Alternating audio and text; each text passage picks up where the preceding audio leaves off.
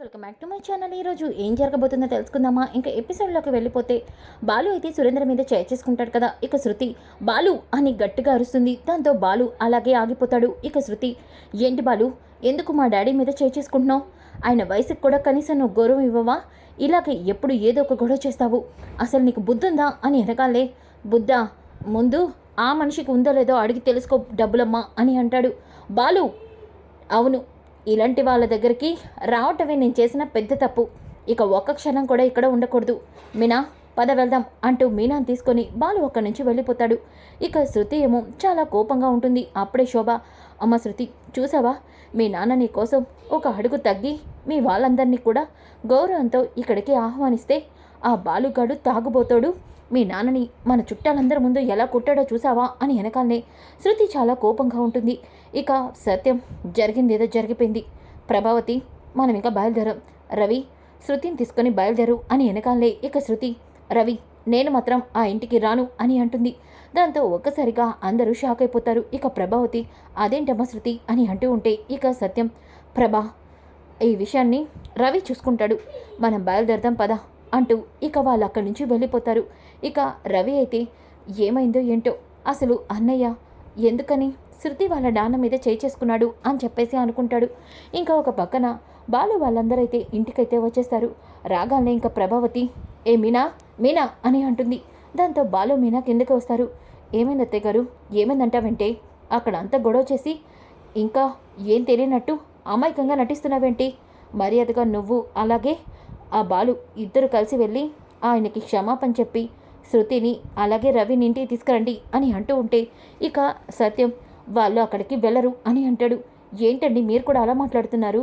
వీడు అంత గొడవ చేసి ఆయన మీద చేసుకోవడం వల్లే కదా ఇదంతా జరిగింది. ప్రభా, అక్కడ నీకేం కనిపించిందో మర్చిపోయావా? లేదంటే అలా ఎందుకు ఇలా మాట్లాడుతున్నావు? అది కదండి, వీడు ఎలాంటి విషయంలోనైనా ఆయన మీద చేసుకోవడం మాత్రం తప్పే. చూడు లక్షావతి, నువ్వు నీ కుటుంబం గురించి ఎవరైనా తప్పుగా మాట్లాడితే అలా చూస్తూ ఊరుకుంటావేమో వాళ్ళకి డబ్బులున్నాయని. కానీ నా కుటుంబం గురించి, అందులోని మనుషుల గురించి తప్పుగా మాట్లాడితే నరికి పాడేస్తాను అని వెనకాలనే ఇదిగో ఈ ఆవేశమే ఇక్కడి వరకు తీసుకొచ్చింది. మర్యాదగా నువ్వు వెళ్ళి రవి వాళ్ళ శృతి వాళ్ళ నాన్నకి క్షమాపణ చెప్పి శృతిని ఇంటికి తీసుకొచ్చావా లేదు, లేదంటే మీరు ఇప్పుడే ఇంట్లోంచి వెళ్ళిపోవాలి అని ప్రభావతి అంటుంది. దాంతో బాలు, అవును లక్షావతి, సరే అలాగే చేస్తాను అని అంటాడు. ఇక మీనా కూడా ఏవండి అని అంటుంది.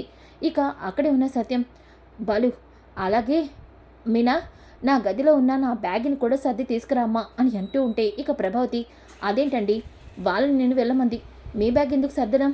ఎందుకంటే నేను కూడా నా కొడుకు బాలుతో పాటు బయటకు వెళ్ళిపోతాను. అదేంటండి, మీరేం చేశారని? మరి వాడేం చేశాడు ప్రభా? అంత గొడవ చేశాడు కదా. చూడు, వాడు గొడవ చేసిందే నీకు కనిపిస్తుంది, ఆ సురేంద్ర మాటలు నీకు కనిపించలేదా? ఫంక్షన్కి వచ్చినప్పటి నుంచి వాడు సైలెంట్గానే ఉన్నాడు. ఆ సురేంద్ర ఎన్నో రకాలుగా అవమానించాలని చూసినా, ఆ సురేంద్ర మనుషులు పెట్టించి వీడిని ఇబ్బంది పెట్టాలని చూసినా సరే అవన్నిటినీ కూడా తట్టుకొని ఫంక్షన్లో గొడవ జరగకూడదని మౌనంగా చూస్తూ ఊరుకున్నాడు. కానీ సురేంద్ర ఇంతకు తెగించాడు. మన ఇంటి కోడల్ని దొంగ అన్నాడు, ఇంకా చాలా నీచంగా మాట్లాడాడు. అలాంటి వాడిని వెనకేసుకొస్తే మాత్రం ఊరుకోను. మరి మన ఇంటికి శృతి ఎలా వస్తుందండి? అది రవి చూసుకుంటాడు. రవికి శృతి భార్య కాబట్టి ఇదంతా కూడా రవిని చూసుకుంటాడు. ఈ విషయాన్ని ఇక్కడితో వదిలే అంటూ సత్యం లోపలికి వెళ్తాడు. ఇక రోహిణి అయితే విద్యతో ఫోన్లో మాట్లాడుతుంది. ఏంటి, మీ ఇంట్లో పరిస్థితి ఇప్పుడు ఎలా ఉంది? మా ఇంట్లో పరిస్థితి చాలా ఘోరంగా ఉంది. ఆంటీ మంచి ఫైర్ మీద ఉంది. ఇప్పుడు బాలు మీనా మీద ఆంటీకి చాలా కోపం ఉంది. పోనీలే, ఈ రకంగానైనా నువ్వు మీ ఆంటీ నుంచి తప్పించుకున్నావు. అవును, ఇదెక్కడ నా వైపు తిరుగుతుందేమోనని నాకు భయంగా ఉంది విద్య. అలాంటి అవకాశం రాకూడదు అంటే శృతి ఎట్టి పరిస్థితిలోనూ మీ ఇంటికి రాకూడదు. అప్పుడు మీ ఆంటీ ఫోకస్ అంతా శృతిని ఇంటికి తీసుకురావాలన్న ఆలోచన మీదే ఉంటుంది. కాబట్టి నీ గురించి పట్టించుకోదు. అందుకే నువ్వు వీలైనంత వరకు బాలు అలాగే మీనాకి సపోర్ట్ చెయ్యి. అప్పుడు కానీ శృతి అక్కడే ఉంటుంది. అప్పుడే నీ టైం కూడా బాగుంటుంది. ఈ టైంలో నువ్వు చూసుకొని మనోజ్తో మాట్లాడి సపరేట్గా వెళ్ళిపోయి విడి కాపురం పెట్టుకోవడం బెటర్. అవును విద్య, నువ్వు చెప్పిందే కరెక్టు. నేను ఎలాగైనా సరే మనోజ్తో మాట్లాడి మనోజ్ని వీలైనంత త్వరగా నాతో పాటు సపరేట్గా బయటికి తీసుకెళ్ళిపోతాను అని అంటుంది. అప్పుడే మనోజ్ అక్కడికి వస్తాడు. రోహిణి, ఎవరితో మాట్లాడుతున్నావు? సపరేట్గా తీసుకెళ్ళిపోవడం ఏంటి? ఏమైంది? ఏం మాట్లాడుతున్నావు? మనోజ్ ఏం వినేశాడా ఏంటి? ఏం లేదు మనోజ్. అదే మా నాన్న ఇండియాకి వస్తానన్నారు కదా, ఏంటి వచ్చేసారా ఏంటి? ఆ ఫంక్షన్లో గొడవను చూసేశారా? లేదు మనోజ్, ఫంక్షన్లో ఆయన గొడవను చూసి డాడీ ఇక్కడికి వస్తే మన ఫ్యామిలీ గురించి ఎంత బ్యాడ్గా అనుకుంటారు. అందుకే డాడీ ఇండియాకి వచ్చానని, రీచ్ అయ్యానని నాకు మెసేజ్ చేశారు. కానీ నేను ఫంక్షన్ అయిపోయిందని, నేను నీతో మాట్లాడనని, రావద్దని కావాలని డాడీకి సీరియస్గా మాట్లాడి కాల్ కట్ చేసేసాను. అవునా రోహిణి, ఎందుకు అలా చేసావు? అలా చేయకపోతే ఇలాంటి ఫ్యామిలీకి నేను కోడలయ్యానని నీ మీద కూడా ఆయనకి బ్యాడ్ ఇంప్రెషన్ వచ్చేది. అప్పుడు బిజినెస్కి కావాల్సిన అమౌంట్ కూడా ఇచ్చేవారు కాదు. అందుకే అలా చేశాను. మంచి టైం చూసుకొని డాడీని మళ్ళీ ఇండియాకి రప్పిస్తాను. నీకు బిజినెస్ గురించి మాట్లాడతాను. So thank you Rohini. అయినా ఆ బాలు గొడవల్ల ఇదంతా జరిగింది. పెంట పెంట చేసేశాడు అని చెప్పేసి అంటాడు. ఇంకా ఒక పక్కన రవికైతే సత్యం ఫోన్ చేస్తాడు. రవి, శృతి ఏమంటుంది? నాన్న, శృతి నా మాట వినట్లేదు. నేనెంత చెప్పినా సరే మొండిగా తయారైంది. వాళ్ళ పుట్టింట్లోనే ఉంటాను అంటుంది. ఏంట్రా, మరి నువ్వేం చేస్తున్నావు? నేనేం చేస్తానన్నా, నేనైతే మాత్రం అక్కడ ఒక క్షణం కూడా ఉండలేను. అందుకే ఇంటికి వచ్చేస్తున్నాను అని చెప్పేసి రవి అయితే ఇక ఇంటికి వచ్చేస్తాడు. ఇంకా ఒక పక్కన శృతి వాళ్ళ పేరెంట్స్, ఏంటమ్మా శృతి, రవి నీ ప్రేమించాను అన్నావు, ఆ అబ్బాయి నీ మాట వింటాడన్నావు. కానీ ఇప్పుడు నువ్వు ఏం చెప్పినా ఆ అబ్బాయి వినట్లేదేంటి? నీతో పాటు ఇక్కడే ఉంటాడనుకుంటే వాళ్ళ పుట్టింటికి వెళ్ళిపోయాడేంటి? మమ్మీ, రవి గురించి నీకు బాగా తెలుసు. రవికి ఫ్యామిలీ అంటే చాలా ఇష్టం. వాళ్ళ ఫ్యామిలీతో విడిపోవడం అంటే రవికి నచ్చదు. అందుకే కదా మేము అక్కడికి వెళ్ళింది. అడ్జస్ట్ కాలేకపోయినా రవి కోసం నేను ఆ ఫ్యామిలీలో ఉండడానికి అడ్జస్ట్ అయ్యాను. కానీ ఇంత జరిగాక ఇప్పుడు అక్కడికి వెళ్ళాలంటే మాత్రం నాకు అస్సలు నచ్చట్లేదు. అమ్మ శృతి, మమ్మల్ని నువ్వు అర్థం చేసుకున్నావు, అదే మాకు చాలు అని శోభ అలాగే సురేంద్ర అంటాడు. అవును, అసలు బాలు ఎందుకు డాడీ పైన చేసుకున్నాడు? డాడీ మీద చేసుకునేంత కోపం బాలుకి ఎందుకు వచ్చింది? అసలు అక్కడ ఏం జరిగింది అని వెనకాలనే ఒక్కసారిగా శోభ అలాగే సురేంద్ర ఒకరి ముఖం ఒకరు చూసుకుంటారు. ఇక శోభ, శృతి, ఇప్పుడు అదంతా ఎందుకు? జరిగిపోయిన దాన్ని మళ్ళీ తలుచుకుంటే బాధ తప్ప ఏమీ మిగలదు. అది కాదు మమ్మీ, అసలు బాలు కారణం లేకుండా ఒక మనిషి మీద గొడవ పడ్డు చేసుకోడు. అందుకనే వాడొక తాగుబోతు. అలాంటి వాళ్ళకి గొడవ చేయడం కొత్తేమీ కాదు కదా బేబీ, దీని గురించి నువ్వు వదిలేసి అని చెప్పేసి శృతికైతే వాళ్ళ మమ్మీ అంటుంది. ఇంకా శృతి కూడా ఏమీ మాట్లాడకుండా మౌనంగా ఉండిపోతుంది. ఇంకా ఒక పక్కన ప్రభావతి అయితే సత్యాన్ని, ఏంటండి, రవి ఏమో ఇంటికి వచ్చేశాడు, శృతి ఏమో వాళ్ళ అమ్మోళ్ళ ఇంట్లోనే ఉంటానంటుందంట. ఇలా అయితే రవి కాపురం ఎలా చక్కబడుతుంది? మీరే ఏదో ఒకటి చేయాలి. ఏం చేయమంటావు ప్రభా? ఏముంది, ఆ బాలుగాడిని వెళ్ళి ఆ సురేంద్ర గారి కాలు పట్టుకోమను, అప్పుడు శృతి ఇంటికి వచ్చేస్తుంది. అవును, చచ్చినా వాడా పని చేయడు. మీరే అలా అంటే ఎలా అండి? చూడు ప్రభా, బాలు తప్పేమీ లేదు.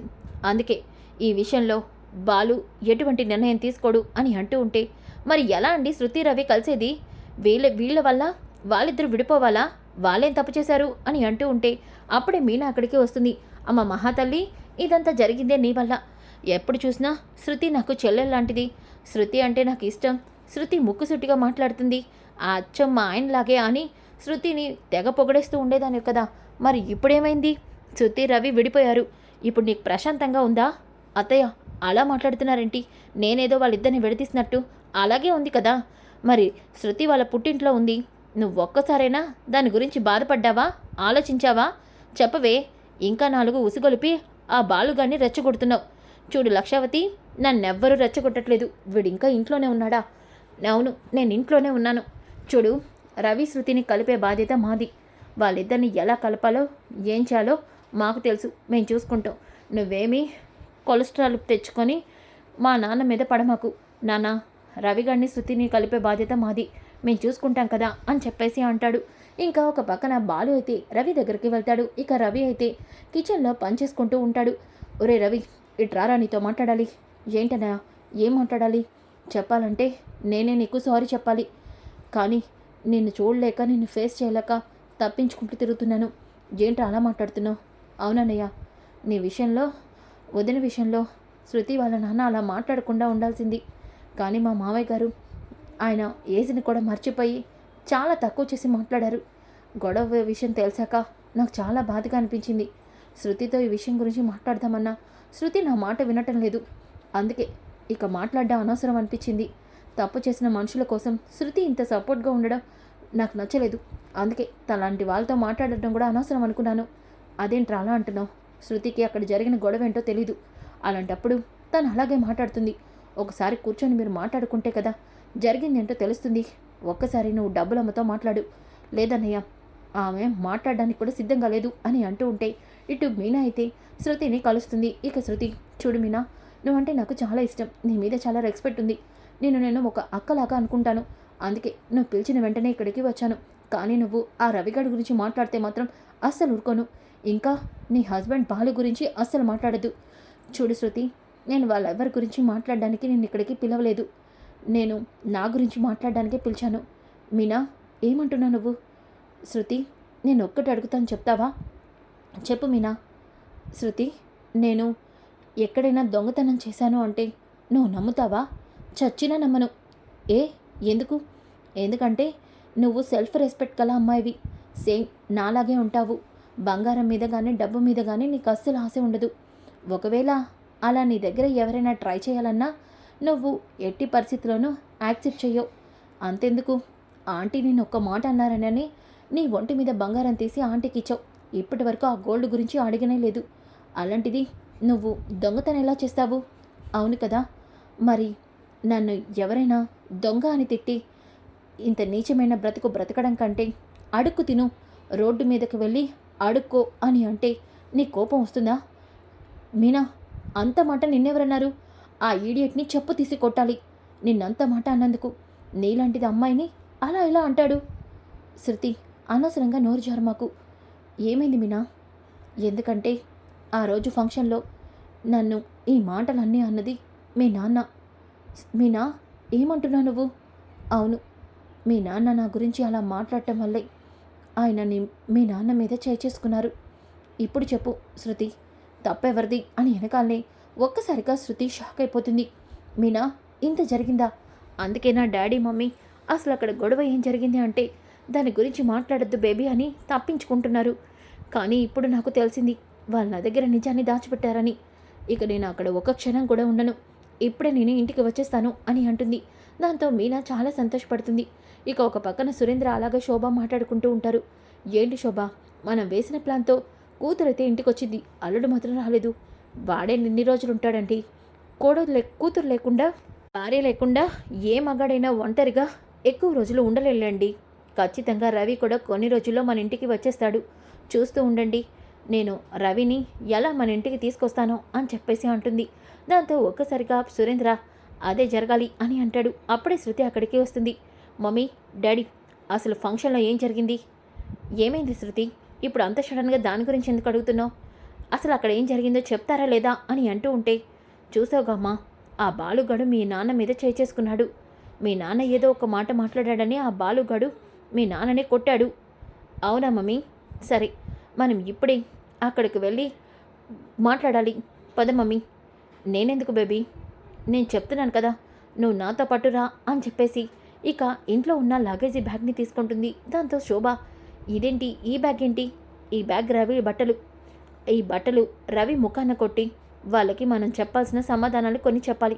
పద మమ్మీ అంటూ రోహిణి శోభాని తీసుకొని శృతి అయితే ఇక ప్రభావతి ఇంటికైతే వస్తుంది. ఒక్కసారిగా ఇంట్లో వాళ్ళందరూ కూడా శృతిని శోభాని చూసి షాక్ అవుతారు. ఇక ప్రభావతి, అమ్మ శృతి, వచ్చేసావా అమ్మా? నువ్వు రావేమోనని ఎంతో భయపడ్డాం. ఇదంతా ఆ బాలుగడి వల్లే వచ్చిందమ్మా.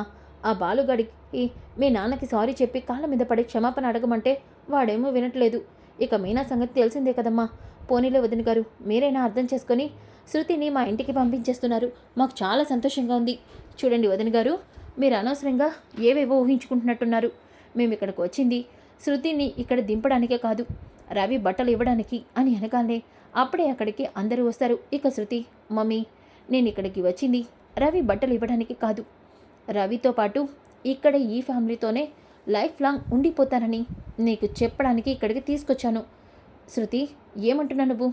మమ్మీ, అక్కడ ఏం జరిగిందో మీరు నాకు చెప్పకపోయినా నాకు తెలియదు అనుకుంటున్నారా? నాకు అంతా తెలిసింది.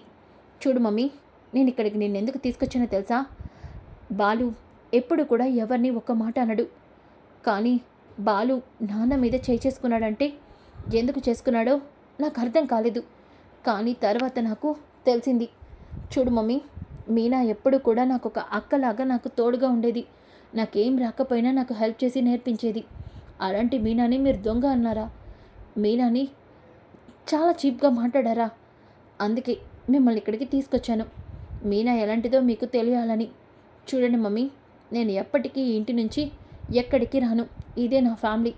ఇక మీరెప్పుడైనా నన్ను అక్కడికి తీసుకురావాలని ఏమైనా ప్లాన్లు చేస్తే వాటిని వదిలేయండి. ఈ కూతురు మీకు కావాలి అంటే వచ్చి చూసి వెళ్ళండి. అంతేగాని మా ఫ్యామిలీలో గొడవలు మాత్రం పెట్టద్దు అంటూ శోభకి దిమ్మ తిరిగే షాక్ అయితే ఇస్తుంది. ఇక బాలు, డబ్బులమ్మా, ఇన్నాళ్ళకి నువ్వు నాకు బాగా నచ్చేశావు. ఏం డబ్బులమ్మోలమ్మా, ఇప్పటికైనా నీకు బాగా అర్థమైనట్టుంది. ఇదే విషయం మీ ఆయనతో చెప్పు. ఒరే బాలు, నువ్వు నోరు మీరా. చూడండి వదిన గారు, శృతి చిన్నపిల్ల, తెలియకేదో మాట్లాడుతుంది. శృతి మాటల్ని మీరు పట్టించుకోవద్దు. ఎందుకు పట్టించుకోవద్దు? అదేమి చిన్నపిల్ల కాదు, అది బాగా పెద్దదైందిలే. దాని మాటల ద్వారానే తెలుస్తుంది అని చెప్పేసి అక్కడి నుంచి శోభ అయితే వెళ్ళిపోతుంది. ఇక సత్యం, అమ్మ శృతి, నువ్వు ఇంత త్వరగా అర్థం చేసుకొని ఇంటికి వస్తావని అస్సలు అనుకోలేదమ్మా. అంకుల్, ఆ రోజు అక్కడ ఏం జరిగిందో ఆవేశంలో ఉన్న నేను పట్టించుకోలేదు. కానీ మీరైనా ఎవ్వరైనా నాకు చెప్పాల్సింది. అర్థం చేసుకునేవాడిని. ఈ రవిగాడు ఉన్నాడంటే వీడు ఇంకా స్టూపిడ్. కనీసం ఏం జరిగిందో నాకు చెప్పని కూడా చెప్పలేదు. ఏదేనంటే ముఖం ముడుచుకొని నాతో మాట్లాడడం మానేస్తాడు. అసలు వీడి పని అయిపోయింది అని చెప్పేసి రవితో గొడవ పడుతూ ఉంటుంది. ఇక రోహిణి, ఇదేంటి ఈ గొడవ పెద్దదవుతుంది అనుకుంటే ఇంత సింపుల్గా తెలిపోయిందేంటి? ఇప్పుడు ఆంటీ ఖచ్చితంగా ఇక మా డాడీ గురించి అడుగుతుంది. ఇంకా నా పని అయిపోయినట్టే అని రోహిణి టెన్షన్ పడిపోతూ ఉంటుంది. సో ఫ్రెండ్స్, కమింగ్ ఎపిసోడ్స్ చాలా ఇంట్రెస్టింగ్గా ఉంటాయి. Don't miss. ఈ వీడియో నచ్చితే తప్పకుండా లైక్ చేసి షేర్ చేయండి. Thanks for watching. Friends, welcome back to my channel. ఈరోజు ఏం జరగబోతుందో తెలుసుకుందాం.